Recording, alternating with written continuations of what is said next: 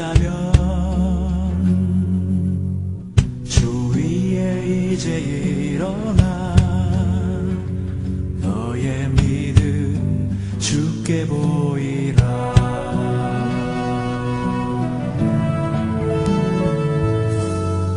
너의 뛰는 가슴 속에 하늘의 불 타고 있다면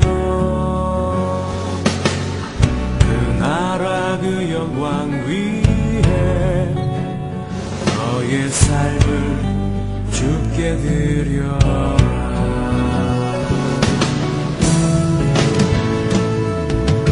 오랫동안 꿈꿔왔던 그 나라 이제 고도로 우리 주의 은혜에 가 이 땅 휩쓸려 흐르도록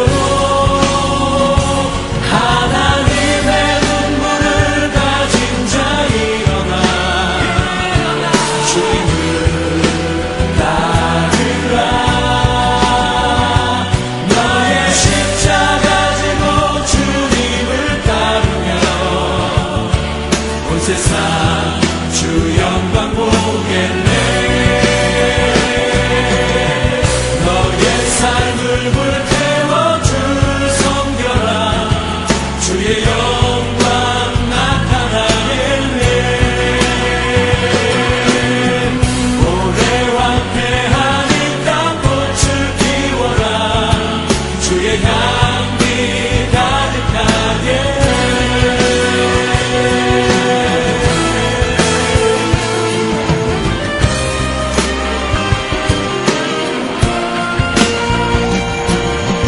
오랫동안 꿈꿔왔던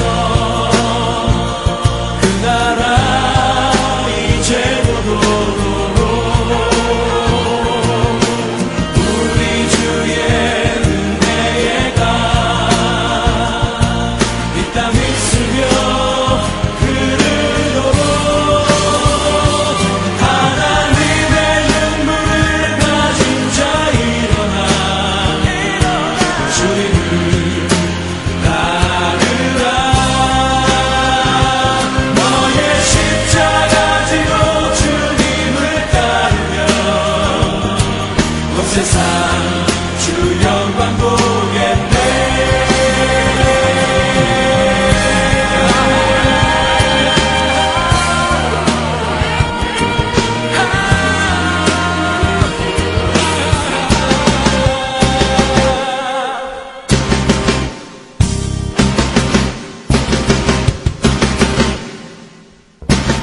말라기 3장 8절부터 10절까지 말씀. 사람이 어찌 하나님의 것을 도둑질하겠느냐. 그러나 너희는 나의 것을 도둑질하고도 말하기를 우리가 어떻게 주의 것을 도둑질하였나이까 하는도다. 이는 곧 11조와 봉헌물이라. 너희 곧 온 나라가 나의 것을 도둑질하였으므로 너희가 저주를 받았느니라. 만군의 여호와가 이르노라. 너희의 온전한 11조를 창구에 들여 나의 집에 양식 있게 하고 그것으로 나를 시험하여 내가 하늘 문을 열고 너희에게 복을 쌓을 곳이 없도록 붙지 아니하나 보라. 아멘. 오늘 말라기 3장 8절부터 10절까지 말씀을 같이 읽었습니다. 이 말씀은 이제 무엇이냐? 이 말씀을 우리가 잘 이해하지 못하고 성경을 보면 이 말씀이 한낱 헌물과 11조 드리지 않으면 벌을 받겠구나. 그래서 잘 드려서 하나님을 시험해 보고 복 받으려면 헌물과 11조를 잘 드려야 되는구나. 이렇게 생각할 수가 있겠으나 그걸 그렇게 생각할 수도 있겠지만 그러나 우리가 좀 성경을 자세히 보면 여기에 두 가지의 이렇게 단어가 나오는데 중요한 두 가지 단어가 나오는데 자세히 보면은 조금 다르게 나와요. 어떻게 한번 봐봐요. 한번 어떻게 보면 말라기 3장 8절을 보면 뭐가 나오냐면 도둑질했는데 뭘 도둑질했는가 봤더니 11조와 봉헌물이라 이렇게 돼 있죠. 11조와 봉헌물을 도둑질했다 그렇게 돼 있어요. 그죠? 그래 놓고서 10절에 보니까 뭐라고 돼 있어요? 만군의 여호와가 이르노라 너희의 온전한 뭐를 11조를 창고에 들여서 여기엔 봉헌물이 없네요. 그죠? 봉헌물이 없어요. 11조만 잘 들여서 그래서 양식 있게 하고 하늘문을 열어서 복을 쌓을 곳이 없도록 붙지 아니하나 보라 이렇게 돼 있어요. 그러니까 여기에서 중요한 단어는 사실은 봉헌물과 11조라고 하는 두 개를 가지고 뭐를 갖다 쌓아놓으라는 거예요? 11조를 쌓아놓으라는 거예요. 그러니까 봉헌물이 있고 11조가 있는데 그 중에서 11조를 쌓아놓으라 그렇게 얘기한 거죠. 그죠? 예, 두 개를 도둑질했는데 너희가 두 개를 다 도둑질했는데 하나를 쌓아놓으라는 거예요. 뭘 쌓아놓으라면 11조를 쌓아놓으라 이런 의미인데 여러분 이제 이거를 자세히 성경을 알고서 봐야지 성경을 알지 못하고 그냥 보면은 이게 뭐야? 무슨 말이야? 뭐 이렇게 생각할 수 있단 말이에요. 봉헌물은 뭐고 뭐 11조는 뭐야? 쉽게 얘기해서 봉헌물하고 11조를 비교해 줄게요. 어떤 거냐면 이게 레위기 2장 13절에 보면 너희 소제물을 드릴 때 뭐를 빼지 마라? 예, 소금을 빼지 마라 그랬죠? 소금을 꼭 같이 드려라 그렇게 말했잖아요. 소금을 드려야지만이 이 소제물을 받겠다 그런 얘기잖아요. 그죠? 그러니까 소제물하고 소금하고 같이 나와야 되잖아요. 근데 중요한 건 뭐예요? 핵심은 소금이 핵심이라는 거죠. 그러니까 봉헌물과 11조가 있어요. 그 둘 중에서 핵심은 뭐라는 거예요? 11조라는 거예요. 그러니까 이렇게 이해가 되겠죠. 무슨 말이냐면 11조가 소금인 거고 봉헌물이 소제물인 거지. 그러니까 소제물에 소금을 같이 넣어서 하나님 앞에 드려야 된다. 이제 여기에 말하는 봉헌물에 11조라고 하는 것을 꼭 드려야 된다. 이렇게 얘기하는 거예요. 그래서 11조를 꼭 드려라 이런 얘기거든요. 그러면 11조가 뭐를 나타내는 거예요? 10분의 1 돈을 얘기하는 거예요? 아니면 말씀이신 예수님을 말하는 거예요? 말씀이신 예수님을 말하는 거예요. 말씀이신 예수님을 빼지 말라는 거예요. 그러면 봉헌물하고 11조를 갖다가 쉽게 얘기해서 이제 우리가 누구라고 이제 한번 이 11조가 예수님이라고 그랬으니까 11조 예수님이니까 봉헌물은 누구예요? 나야지. 나도 드려야지 하나님 앞에. 나도 드려야 되는데 내 속에 뭐가 빠지면 드리는 게 의미가 없죠. 뭐가 빠지면 예수님이 빠지면. 그래서 11조라고 하는 걸 봉헌물에 11조라고 하는 것이 꼭 창고에 들어와야 된다는 거예요. 그러면 이제 복이 내려온다는 거예요. 그러니까 이게 그 11조라고 하는 거를 뭐라고 얘기한 거냐면 예수님을 얘기한 거예요. 예수님. 봉헌물을 나라는 것을 얘기한 거죠. 그러니까 너도 빠지고 예수님도 빠졌다는 거야. 그런데 너가 중요한 게 아니라 이 중에서는 11조가 굉장히 중요하다는 거예요. 11조가 없으면 봉헌물이 아닌 거지. 11조가 없으면 봉헌물 자체가 안 되는 거예요. 성립이 안 되는 거예요. 그래서 11조를 얘기한 거지. 그게 이제 뭐라는 얘기하면 나라는 것을 하나님 앞에 드려야 되는데 내 속에 그리스도가 있어야 하나님이 받으신다 그 말이에요. 그러면 결국에는 이제 나도 중요하고 속에 있는 예수님도 중요한 거죠. 그죠? 봉헌물도 중요하고 11조도 중요한 거지. 그 중에 핵심은 11조라는 거죠. 소제물도 드려야 하고 그 속에 소금도 들어가야 되니까 소제물에 소금이 들어가야 되니까 소금이 더 핵심인 거죠. 그러니까 소금이 핵심인데 소금 없이는 이 소제물은 드려봐야 의미 없다는 거예요. 가인이 소금 없이 소제물을 드렸죠. 하나님 앞에. 그때 하나님 안 받잖아요. 가인 거를. 이제 소금이 안 들어갔으니까 안 받는. 제사를 아무리 열심히 드려도 안 된단 말이에요. 성경을 영적으로 이렇게 보고 말씀을 이렇게 좀 깨닫고서 이렇게 보잖아요. 그러면 창세기부터 요한계시록까지 엉뚱한 얘기하는 거 아니에요. 사람들 11조 안 내면 저주를 받는다. 무슨 헌금을 이렇게 해야 된다. 저렇게 해야 된다. 요즘은 드리지 마라. 별 얘기를 다 하는 거예요. 근데 그런 얘기가 아니죠, 사실은. 여기에 있는 것은 네 안에 그리스도를 드려야 된다. 그런 얘기예요. 봉헌물에 11조가 꼭 필요한 거다. 하나님 앞에 그거 가져와라. 그거예요. 아니 예수님이 있는 사람이 그냥 그냥 하나님 앞에 그냥 교회는 맘대로 그냥 자기 맘대로 다니고 이러겠어요? 생각해보세요. 그리스도가 속에 있는 사람은 교회가 자기예요. 그리스도가 교회라고. 그리스도가 교회고 교회가 그리스도예요. 그 사람은. 그러니까 자기의 삶이 오직 그리스도 중심으로 사는 거죠. 그러니까 자기 삶이 전체가 이렇게 있다면 봉헌물이라면 삶으로 하나님 앞에 예배를 드린다면 그 중에 교회가 11조인 거죠. 그러니까 교회가 굉장히 중심인 거예요. 자기의 삶이 언제나 생각이 다 교회로 집중되는 거죠. 왜냐하면 자기의 삶이 전체가 봉헌물이니까. 그렇죠? 자기의 삶이 다 봉헌물인데 그 안에 교회라고 하는 것이 핵심이다. 그렇게 되는 거죠. 이것이 이제 그 창세기 2장 7절에 보면 뭐예요? 흙에다가 뭐가 들어왔어? 생기가 들어왔어요. 그러니까 흙이 중요해, 생기가 중요해요. 둘 다 중요해요. 둘 다 중요한데 어떤 게 더 핵심이에요? 생기가 더 핵심이죠. 그게 생명인 거예요. 그러니까 흙도 중요한 거예요. 왜 생기 혼자 떠돌아다니면 그냥 영이 혼자 떠돌아다니는 거지 뭐. 그건 사람이 아니잖아요. 그냥 영이지. 영이 혼자 돌아다니는 거잖아. 그러니까 흙이 반드시 필요해요. 흙이 필요한데 흙은 근데 생명이 없잖아.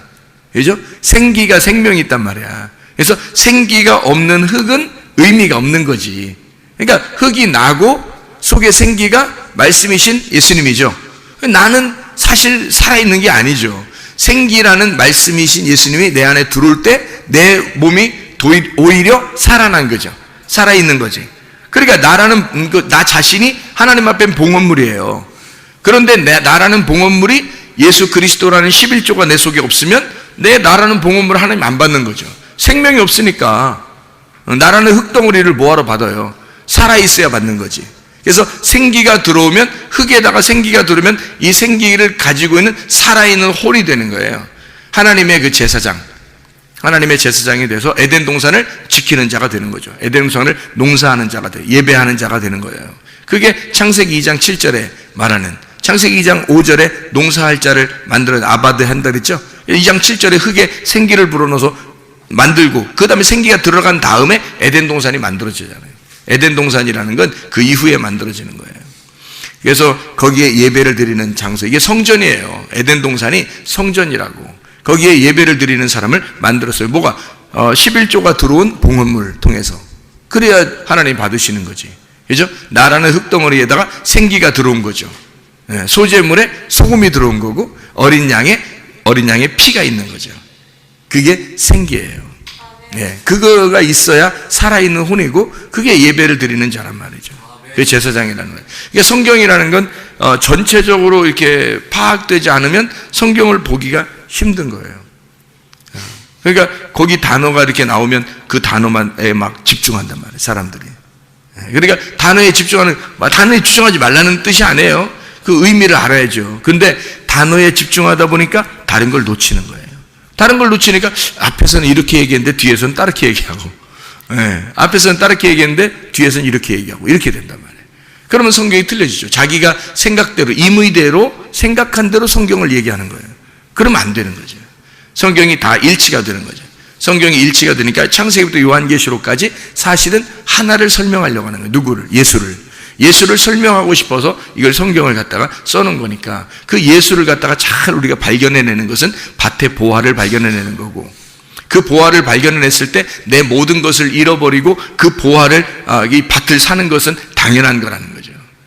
그러니까 나의 십자가를 지고 주를 따라가는 것은 당연한 거다. 주님을 발견했을 때는. 근데 주님 발견하지 못하면 주님을 따라간다는 것은 뭐 힘든 일이죠. 억지로 해야 되죠. 왜냐하면 자기가 보화도 발견하지 않았는데 그 밭을 살라고 해봐요. 자기 모든 걸 팔아서 밭을 살라고 생각해봐. 보화도 없는데.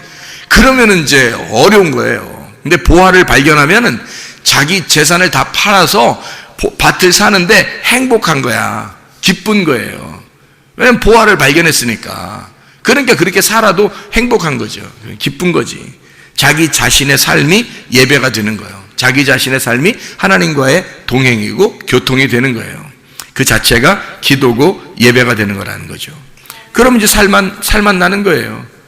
마치 소금이 곁들여 있는 맛이 나는, 빛이 와가지고 밝게 빛나는 그런 삶을 살게 되는 거죠. 어둠의 삶이 아니라 빛의 삶을, 맛이 없는 삶이 아니라 소금의 삶을 살게 되는 거예요.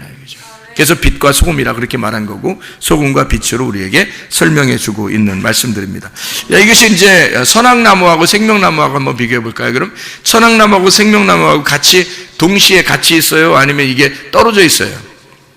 동시에 같이 있죠. 창세기 2장 9절에 보면 선악나무하고 생명나무가 같이 나온단 말이에요. 그럼 창세기 2장 9절에, 창세기 2장 7절에 생기가 들어간 다음에 바로 에덴 동산이 있고, 에덴 동산에는 선악과 나무와 생명나무가 있다고 창세기 2장 9절에 말씀하고 있거든요. 그러면 생각을 해보세요. 이게 선악나무, 생명나무가 같이 있다면 생각을 해봐요. 이게 둘 다 하나는 나쁜 거라면 이게 같이 있겠어요? 이상하잖아. 하나가 나쁜 거라면 이게 같이 있겠냐고. 여기서 동시에. 그게 아니니까 같이 있는 거잖아요. 선악나무는 그러니까 이렇게 되는 거죠. 자, 지금 금방 내가 얘기할 때 흙에다가 생기가 들어오니까, 그러니까 이 흙이 살아났다 그랬죠. 그죠? 예. 그러면 선악나무하고 생명나무하고 둘이 나누어서 이렇게 볼 때는 선악나무는 죽이는 거고 생명나무는 살리는 거란 말이에요. 그러면 선악나무를 먹고 난 다음에 없고 생명나무가 이제 있게 되면, 선악나무를 먹어서 없고 생명나무가 있게 되면 어떻게 돼요? 선악나무가 생명나무였으면 이렇게 되면, 그러니까 흙덩어리에 생기가 들어와서 하나가 됐어요. 선악나무에 생명나무가 들어와서 하나가 됐단 말이야. 그러면 이게 나쁜 거예요? 좋은 거예요? 살아있는 거예요. 그러니까 선악나무도 필요한 거였고 생명나무도 필요한 거였어요. 생명이라는 게 근본적으로 왜 필요한 거예요? 생명이라는 게 생명의 반대말이 있으니까 생명이 있는 거예요. 부활이라는 것도 아시죠? 부활이라는 것도 부활이 왜 있는 거예요? 죽은 게 있으니까 부활한 게 있는 거예요. 생명이 있다는 것은 사망이 있기 때문에 생명이 있다는 거예요. 사망이라는 단어가 있기 때문에 생명이 있는 거지. 죽음이라는 게 있기 때문에 부활이라는 게 있는 것처럼 같은 거거든요. 그러면 성경에서는 죽음을 나쁘다고 여겨요? 아니면 죽음이라는 것을 부활이라고 여겨요? 죽음을 부활이라고 여겨요. 죽음을 안식이라고 여긴다고. 그러니까 그 예수님이 십자 못 박혀 돌아가실 때 나는 안식한다 그러잖아요. 나는 다 이루었다, 다 완성했다, 나 이제 안식으로 들어간다 막 이러잖아요. 그게 죽음이라는 거예요. 그러니까 죽음이라는 거, 성경에서는 죽음이 곧 안식이에요. 그러니까 왜 그렇게 말해요? 우리가 세상에서 말하는 건 죽음은 나쁜 거고 그리고 부활은 좋은 거고 이렇게 하는데 성경에서는 그렇게 다루지 않는다고요. 그러니까 선악과 나무도 나쁜 거, 생명나무 좋은 거 이렇게 구분하지 않는다는 거죠, 사실은. 그죠? 그러니까 이렇게 보면 딱 맞아요. 이렇게 우리가 팔이 두 개잖아. 그죠? 어느 팔 있어요? 왼팔, 오른팔 있죠. 그러니까 왼팔은 좀 부정한 거니까 좀 우리가 그냥 왼팔은 다 묶어놓고 살을까? 이렇게 뒤로? 이렇게? 오른팔만 가지고 살을까? 이렇게? 지금은 뭐 왼손으로도 밥 먹고 이런 사람들 많대. 그럼 어떻게? 왼손이 부정한데? 성경에는 오른손이 좋은 거기 때문에 하늘나라에도 예수님께서 하나님 우편에 앉아 계시다 그렇게 말하고 이렇게 그런 얘기 하죠. 그죠? 또 우편 강도 뭐 이렇게 하고 또 배, 예수님이 꼭 고기 잡을 때는 어떻게 배 오른편에다가 이게 던지라고 그래서 고기를 잡고 그러잖아요. 그럼 왼편은 나쁜 거니까 그런 거예요. 그런 팔을 이렇게 생각하면 딱 맞아요. 사람이 팔을 이렇게 하면 왼쪽 팔도 있고 오른쪽 팔도 있는데 그걸 갖다가 왼쪽 팔을 여러분 부정하다고 하겠냐 이거죠. 나쁜 놈이다. 이거 왼쪽 팔은 나쁜 놈이니까 우리 쓰지도 말자. 이렇게 묶어놓고 살 수 있겠냐 이거예요. 아니죠. 그런 게 아니에요. 왼쪽 팔은 오른쪽 팔의 반대쪽에 있다는 것을 설명하려고 하는 거예요. 그러니까 오른쪽 팔의 반대쪽이 왼쪽 팔에 있는 거고 왼쪽 팔의 반대쪽이 오른쪽 팔에 있다는 것을 설명하려고 왼쪽 팔, 오른쪽 팔 두 개가 다 필요한 거예요. 이렇게 두 팔이 필요한 거야. 팔을 왜 두 팔 벌려? 이렇게 쌍수를 들어 환영하고 왜 두 팔을 벌려? 이렇게 환영하고 그래요? 이 두 팔이 있어야 된다는 거지. 이게 선악나무, 생명나무예요. 하나를 없애버릴 수가 없는 거라고. 같이 연결되어 있는 거예요. 이게 선악과 나무와 생명나무는 두 나무가 하나로 연결되어 있는 거예요. 이게 하나는 나쁜 거, 하나는 좋은 거 이렇게 말하는 게 아니고 왼쪽과 오른쪽을 설명하려고 했던 거라는 거죠. 그러니까 한마디로 말하면 선악과 나무를 먹었는데 우리가 선악과 나무 속에 누가 있어야 되는 거냐면 생명나무가 있어야 되는 거죠. 그래서 선악과 나무를 통과해서 들어가서 생명나무를 따먹어야 되는 거예요. 그러면 이제 영생하는 거라는 말이죠. 그러니까 이걸 어떻게 아는 거예요? 그럼 이게 어떻게 아는 거예요? 예. 지금 금방 우리가 성경 읽은 것처럼 봉헌물에다가 뭐를 만났어요? 11조를 만난 거죠. 봉헌물이 11조를 만난 거야. 자, 나라는 흙이 속에 뭘 만났어? 생기를 만난 거죠. 이해가 되겠죠? 소재물에 소금을 만난 거야. 자, 선악과 나무가 생명나무를 만난 거예요. 그렇죠? 예. 그러니까 선악나무를 우리는 이제 무조건 나쁘다고 일단 봐, 사람들이. 그렇게 본다고 하는 건 왜 이제 그렇게 보는 걸 좀 조심해야 되냐면, 그렇게 선악나무를 무조건 나쁘게만 보잖아요, 여러분. 그러면요, 여러분이 벌써 선악과 나무가 된 거예요. 아니, 선악나무를 무조건 나쁘게 보면 어떻게 선악으로 본 거죠. 선악과 무조건 나쁘다 했으니까 좋은 게 어디 있다는 거지, 생명나무가, 그죠? 좋은 게 어디 있다는 거야. 그러니까 선악은 나쁘다 그랬으니까 여러분은 뭘로 본 거냐면 선악으로 책을 본 거란 말이에요. 성경책을 선악으로 본 거란 말이죠. 이 세상은 다 선악으로 보게 돼 있어요. 뭐 영화를 봐도 그렇고 생활하는 것도 그렇고 직장에서도 학교에서도 뭐 하여튼 이 세상은 모두 다 선악으로 보게 돼 있어요. 선악으로, 성경에서 선악나무를 먹지 마라는 말은 무슨 말이라겠어요? 선악으로부터는 먹지 마라, 그 말이거든요. 선악으로부터는 먹지 마라. 그러면 선악으로 먹는 게 뭐예요? 세상이에요. 그래서 우리는 세상하고 친구 되지 말라는 게, 세상으로 친구 되지 말라는 게, 우리가 여러분 그럼 나가면 친구 하나도 없어? 하긴 뭐 교회 열심히 다니면요, 친구들, 세상 친구들 별로 없어져. 교회 열심히 다니면. 그럼 우리가 교회 다니면서 세상으로 나가서 뭐 이렇게 직장에서 만날 수도 있고 학교에서도 만날 수도 있고 또 뭐 떡볶이집에서도 만날 수도 있고 막 이러잖아요. 그러면 그건 우리가 뭐 세상 친구 아닌가? 우리도 나가서 세상에서 만나면 세상 친구죠. 그죠? 교회 안에 있는 사람들도 나가서 우리 교회에서 만났는데 이러면서 밖에서 친구 될 수 있잖아요. 그죠?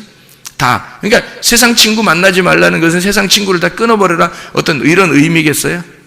그런 의미가 아니죠. 세상 친구를 어떻게 하지 말라는 얘기예요. 왜 친구를 사귀지 말라는 얘기야? 선악으로, 세상과 교회를 떨어뜨려서 선악으로 만나지 말라는 얘기예요. 선악으로 만나지 말라. 그러니까 세상 친구를 사귀지 말라는 거죠. 그게 다 끊어버리라, 뭐 세상 친구 한 명도 없어야 돼 너는, 이런 얘기가 아니라 세상이라고 하는 선악으로 판별이 되는, 선악으로 구분하는 세상하고 너는 안 떨어져 있어야 된다. 그래서는 안 된다. 선악으로는 먹지 말아야 된다. 그런 얘기가 되겠죠. 그러니까 선악나무를 먹어서는 안 되는 거죠. 뭘 먹어서? 이 선악나무를 아예 생명으로 보게 되면 선악나무를 안 먹게 되죠. 생명으로 먹게 되죠. 그죠?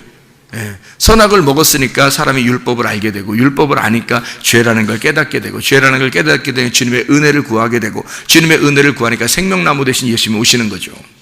그래서 우리가 그분을 먹고 구원받는 건데, 선악나무 자체가 생명나무라는 것을 우리는 알지도 못하는 때에 이런 일들이 벌어졌다고요. 이런 일들이. 그러니까 아담과 하와가 우리가 지금 시대도 아닌데 아냐고요. 모르잖아요. 우리도 모르는 사이에 그런 일이 벌어졌다고요. 그러면 그거는 이렇게 성경을, 그런 일이 벌어지고 이거 성경책에 써놓은 것은 여기서 성경책에 뭘 가르쳐 주려고 한 것이지, 세상에 그걸 갖다가 어떤 건 선악나무야, 어떤 건 생명나무야, 그거를 구분해서 설명하려고 했겠어요? 그거를 먹으라고 어떤 걸 먹지 마라 뭐 이래서 이런 얘기를 쓰려고 했겠냐고. 그런 게 아니라 선악나무 안에 생명나무가 있어요. 그래서 선악나무를 뚫고 생명나무를 만나야 돼. 그래서 이 속에 있는 하나인데, 이게 두 개가 나무가 하나인데, 이 하나 안에, 선악나무 안에 생명나무가 있다는 것을 우리에게 알려주는 거예요. 이게 두 개로 이렇게 나누면 벌써 우리는 세상과 나를 완전히 구분해내는 거예요. 그래서 세상 친구 사귀지 말라고 할 때도 그렇게 사람들이 구분해서 막 교회와 세상을 구분해 놓고 막 이렇게 한단 말이죠. 그런 의미가 아니에요. 성경에서는 그런 의미가 아니더라고요. 제가 이게 성경을 이렇게 은혜를 받고 이해를 하다 보니까 그런 의미가 아니고, 하나님은 여전히 세상에 있는 사람들도 사랑하시고 교회에 있는 사람들도 사랑하신다는 거예요. 모두 다 사랑하시는데 그 안에 핵심이 빠지면 안 된다, 이런 얘기거든요.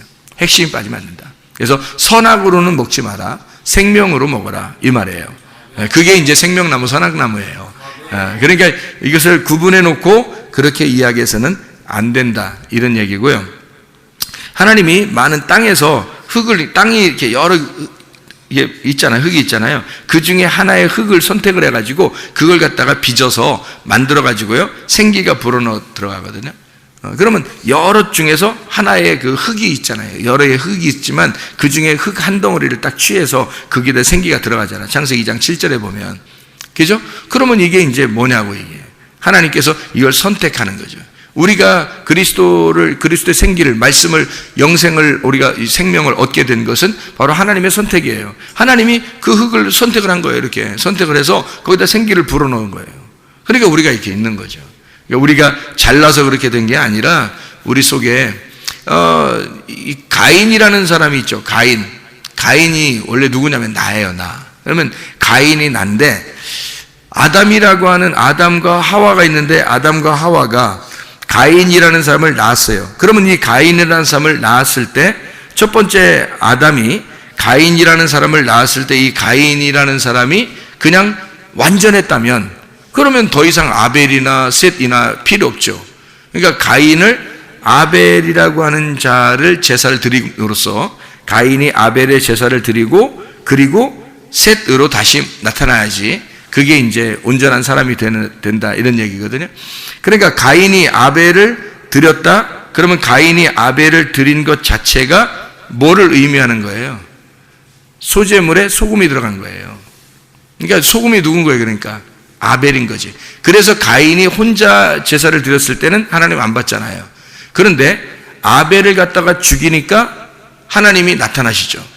아벨하고 이렇게 가인이 아벨을 갖다 드리니까 막 드린 거라기보다도 이게 죽인 거죠. 들에 나가서 죽였는데, 근데 그게 이제 아벨의 피가 그 땅에 쏟아졌어요. 그 모습이 다 누구의 모습이에요? 하나님의 아들의 모습이거든요.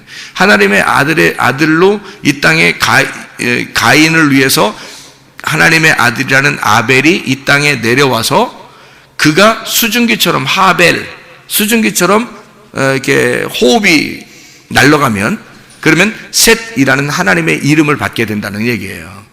이렇게 가인과 아벨과 셋을 통해서 이렇게 연결되는 내용이죠. 그러니까 소제물에 소금이 필요한 것처럼 그런 말씀이에요. 그러니까 우리는 우리의 그 행함이라는 게 있죠. 행함으로 구원 받아요, 못 받아요? 못 받죠. 행함으로는 구원 못 받아요. 믿음으로 구원받죠. 그죠?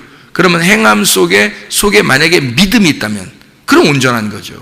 그러니까 성경에서는 믿음이 있노라 하면서 행함이 없으면 어떻게 해? 죽은 믿음이다, 그렇게 되잖아요. 그러니까 행함으로는 구원받을 수 없어요.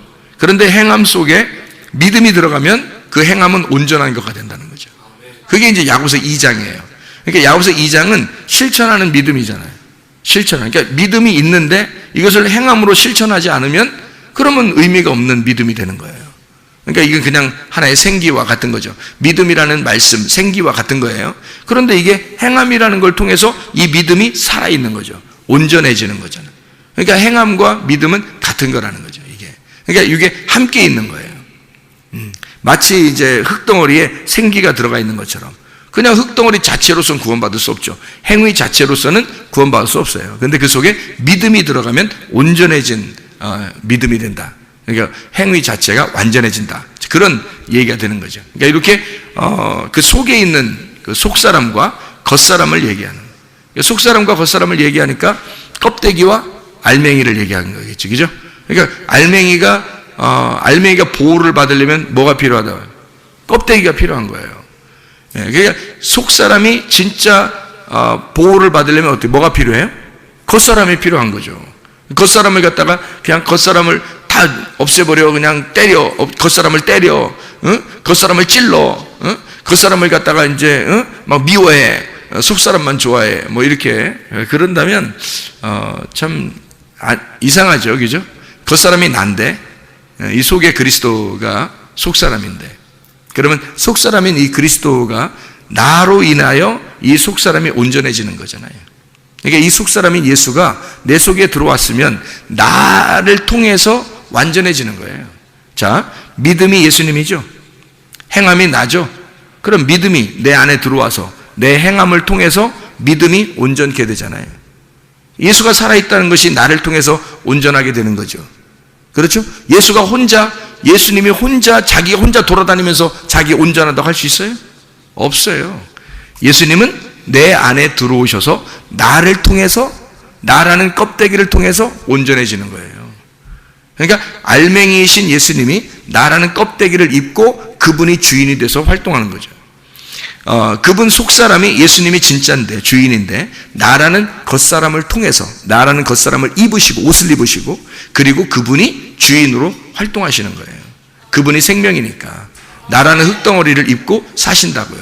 그러니까 여러분 속에 그리스도가 들어오면 여러분이라는 겉사람과 예수라고 하는 속사람이 하나가 되는 거예요. 그런데 겉사람은 어떻게 돼요? 늘 후패해져요. 부패해져 간다고요. 그러니까 점점점 늙죠. 우리가 아무리 젊은이처럼 막 하려고 해도 노력해도 늙어가요. 늙어간다고 점점점. 그러니까 이 겉사람은 자꾸 늙어가는 거예요. 근데 속사람은 날로 새로워지는 거죠. 그러면 겉사람은 날로 이렇게 늙어가니까 나쁜 놈이에요? 그런 얘기가 아니죠, 그죠? 예, 이게 속사람이 중요하다는 얘기지 겉사람이 나쁜 놈이라는 얘기는 아니잖아요. 그러니까 우리를 통해서 사실은 그 알맹이가 우리를 통해서 이게 드러나는 거예요. 나타나는 거라고. 예, 이게 온전해지는 거예요. 우리는 그리스도를 이렇게 보호하는 거예요. 이 껍질로 보호하는 거예요. 그래서 어느 날 내 껍질이 불에 탈 때 이 껍질이 벗겨지는 날, 그날이 언제예요? 내가 죽는 날이에요. 내가 죽는 날이 껍질이 벗겨지는 날이죠. 그러면 알맹이만 나오잖아요. 그 알맹이 뭐였어요? 속사람이었어요. 내 속에 진짜인 영, 하나님 아들이었단 말이에요. 그분이 하늘나라의 주인이죠. 그러니까 내가 가는 게 아니라 하나님의 아들 예수가 가는 거예요. 그러니까 온전히 가면은 새 이름을 다 받잖아요. 그죠? 새 이름을 다 받아. 각자 새 이름을 다 받으니까 이름이 다 틀릴 것 같아? 아니에요. 다 예수가 되는 거죠. 하나님의 아들이 되는 거지. 그렇죠? 그렇게 하나님의 아들 예수로 되고 싶어요? 아니면 여러분 이름 가지고 그대로 가고 싶어요? 부모님이 주신 이름이라고 귀중하다고 그거 가지고 그냥 가고 싶어요? 안 되지. 하나님의 아들이라는 예수의 이름을 우리가 받아야 된다고요. 그 새 이름을 받고 우리가 가는 거예요. 그분이 진짜인 나였으니까. 이제 나는 없어졌으니까. 나는 죽었고 그분이 나니까. 그러니까 그분의 삶을 살아간다면 그러면 나의 삶이라고 하는 건 그분의 삶으로 다 모든 것이 바뀌어가는 거죠. 그렇게 바뀌어가는 삶이, 그렇게 바뀌어져 가는 과정이 애굽 광야 가나안인 거예요. 1층, 2층, 3층으로 올라가는 거예요. 점점점 깨달아가는 거예요. 이렇게 하나님의 아들을 점점 깨달아가서 열매를 맺는 거예요. 가나안 땅 들어가서. 그러니까 껍질이 이렇게 조금씩 벗겨지는 거죠.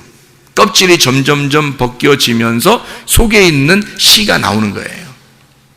그 속에 있는 씨가 나오는, 껍질이 벗겨지고 씨가 나오는 거를 성경에서는 할례라 그러는 거예요. 할례. 그러니까 알맹이를 드러내는 거죠. 껍질을 벗기고 알맹이를 드러내는, 그게 이제 할례라고 하는 거예요. 이게 뭐 굉장히 중요한 거예요. 그래서 왜 그걸 어떤 사람이 그래요. 여자는 할례를 안 하고 왜 남자는 할례를 합니까? 아프게 이렇게 따지는 사람이 혹시 있을지 모르는데, 누가 씨를 줘요? 남자가 주기 때문에 그런 거예요. 하늘의 아들, 그 하나님의 아들 예수가 그분만의 씨를 가지고 있거든요. 하늘의 씨를. 그래서 그분이 이 땅에 벗겨지셔서 내려오지 않으면 씨를 못 받아요, 우리가. 그래서 그분이 알맹이라고 하는 것을, 씨를 전달해 주기 위해서 내려오셨기 때문에 남자만 주는 거예요. 남자만 할례를 받으라는 거예요. 남자만. 왜냐하면 여자는 받는 거지 씨를 주는 자가 아니잖아. 여자는 그 알맹이가 아니에요. 껍질이지. 그러니까 껍질 속에 알맹이가 들어가는 거예요. 이렇게. 그래서 하늘에 있는 아들이 내 속에 들어오는 거라고. 그게 생기가 흙덩어리에 들어오는 거라니까. 이렇게. 그래서 알맹이가 껍질을 입는 거예요. 그게 남자가 여자를 만나는 겁니다. 그날이 여자를 아는 날이죠. 신랑이 신부를 만나는 날이란 말이에요. 그게 얼마나 귀한 얘기인지 모르죠. 이게 비밀스러운 거죠. 그러니까 성경의 에베소 5장에 보면 신랑과 신부, 남자와 여자, 남편과 아내, 그리스도와 교회, 이것이 뭐라고? 비밀이라 그렇게 말하잖아요. 그죠? 신비하다 이런 얘기하죠. 놀라워요. 그러니까 신비한 거예요, 이게 성경이.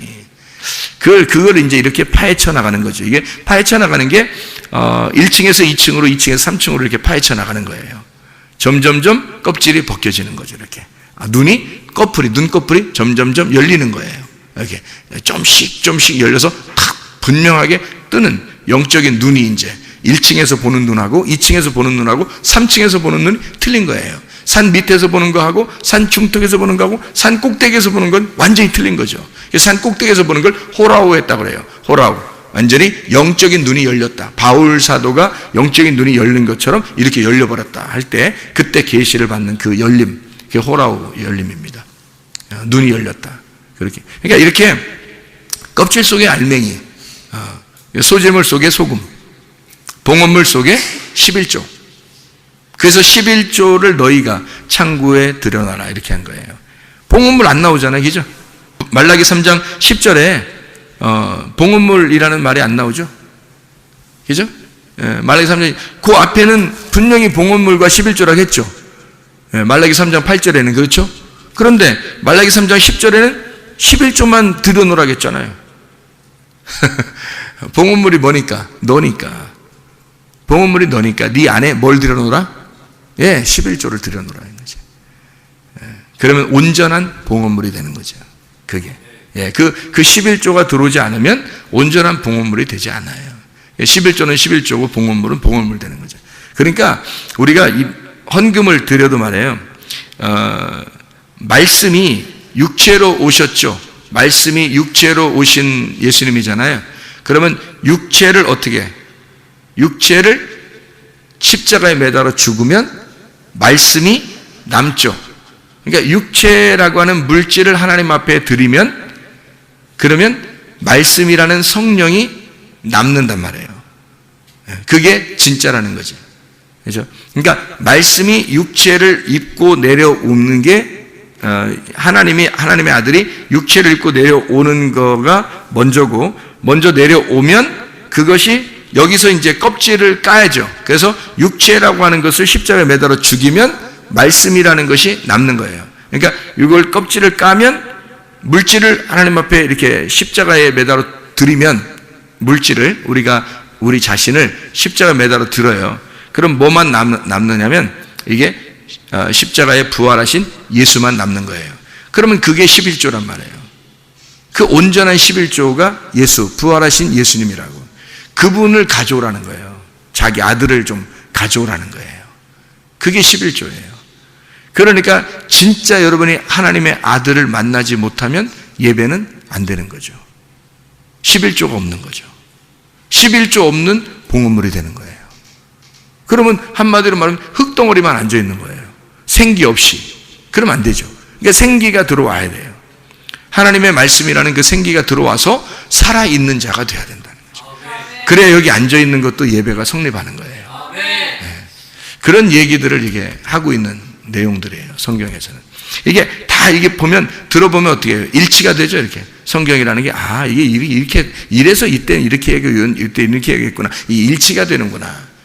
그게 복음인 거죠. 이게 일치가 안 되면 진리가 아닌 거예요. 사람이요, 진리라는 건 뭐가 진리냐면, 거짓이 없는 게 진리예요. 이게 감춰진 거 드러나면 그게 진리라는 거거든요. 이게 알레테이아라는 게 란다노, 하고 란다노예요. 란다노가 감춰진 거고 아가 부정이 감춰지지 않았다는 얘기거든요. 감춰진 것이 벗어졌다는 얘기야. 그러니까 사람이 외식적이고 이게 다른 말하고 이러잖아요. 그게 거짓말이란 말이에요. 그러니까 이게 벗겨지지 않고 껍질이 이렇게 딱 있으면요. 이게 진리가 아닌 거예요. 거짓인 거예요. 그래서 여기서 껍질을 벗겨내면 진리가 되는 거거든요. 그 진리는 항상 변함이 없어요. 항상 변함이 없다고. 그래서 진리는 언제나 옛날이나 지금이나 앞으로는 계속 진리 똑같아요. 그래야 진리인 거지. 그래서 성경의 진리라고 하는 것은 뭘 진리라고 하는 거면, 그러면 야, 너 진실하게 얘기해봐. 물론 그것도 진리죠. 야, 너 거짓말 하지 마. 너 진실하게 얘기해봐. 그것도 진리겠지만 성경에서 말하는 진리는 옛날 창조 때나 예수님 시대 때나 지금의 시대나 앞으로 이제 주님 재림하실 때까지도 모든 여기에 있는 말씀이 일치가 된다는 거죠. 그걸 진리라고 하는 거예요. 예수 그리스도가 오셔서 이 말씀을 벗겨낸 껍질을 벗겨서 뚜껑을 열어놔 이 계시로 이것이 이제 열렸단 말이에요. 비밀이 사라졌단 말이에요. 감추어진 것이 없어진 거예요. 그것이 그때나 지금이나 똑같은 말씀이 돼야 된다는 거죠. 이게 같은 말씀이 돼야 된다는 거예요. 그거를 진리라고 그래요. 자, 우리가 이것을 여기 있는 걸 컵이라고 그러잖아요. 여기 지금 컵 있잖아요. 컵이 있는데 컵을 갖다가 이게 100년 후에도 컵이라고 해야 되고 10년 후에도 컵이라고 해야 1000년 후에도 컵이라고 해야 되겠죠. 그죠? 그래야 진리인 거지. 이걸 갖다가 지금은 컵이라고 했는데 100년 후에는 책상이라고 그러고 1000년 후에는 무슨 의자라고 그러고 이러면 안 되잖아요. 그러면 진리가 아닌 거죠. 무슨 말인지 알겠죠? 성경이라고 하는 게 창세기부터 요한계시록까지 이게 일치가 돼야 된다는 거죠. 그거를 이제 깨달게 되면 이 열린 거구나 이렇게 되는 거죠. 그게 이제 깨달으면 그게 열리면 그 눈이 열리면 이제 이게 보이는 거예요. 보이기 시작하는 거예요. 이 성경이 감추어진 것이 여는 거죠. 아, 말씀이 이렇게 되었구나. 그렇게 알게 됩니다. 그러니까 진리를 얘기하면은 그 진리는 항상 진짜기 때문에요. 이것은 하나님이 보호합니다.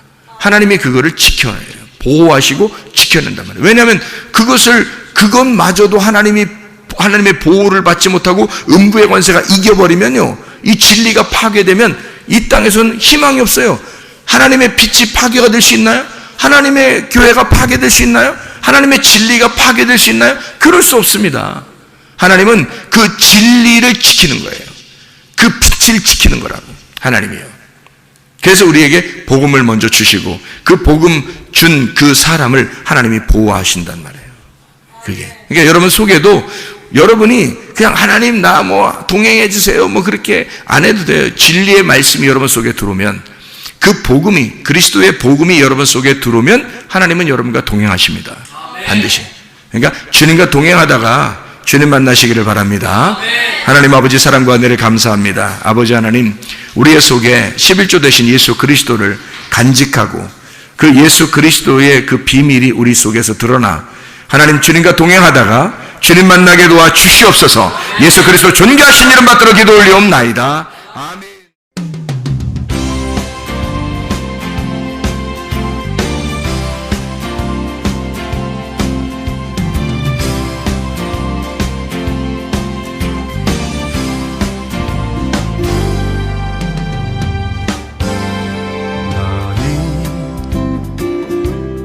너머로 뻗은 나무 가지에 푸른 열매처럼 하나님의 귀한 축복이 삶에 가득히 넘쳐날 거야.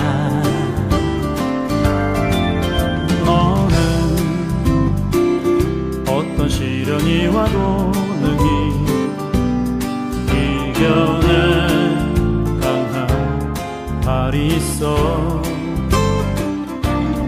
전능하신 하나님께서 너와 언제나 함께 하시니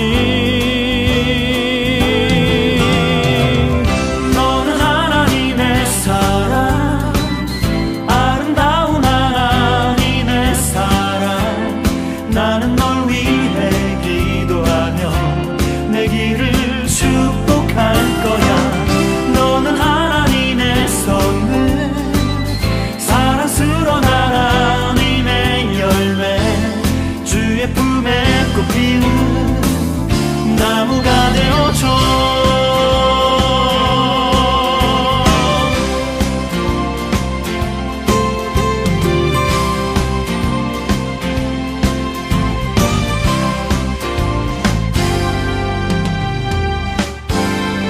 너는 담장 너머로 뻗은 나무 가지에 푸른 열매처럼 하나님의 귀한 축복이 삶에 가득히 넘쳐날 거야. 너는 어떤 시련이 와도 능히 이겨낸 강한 발이 있어. 전능하신 하나님께서 너와 언제나 함께 하시니 너는 하나님의 사랑, 아름다운 하나님의 사랑. 나는 널 위해 기도하며 내 길을 축복할 거야.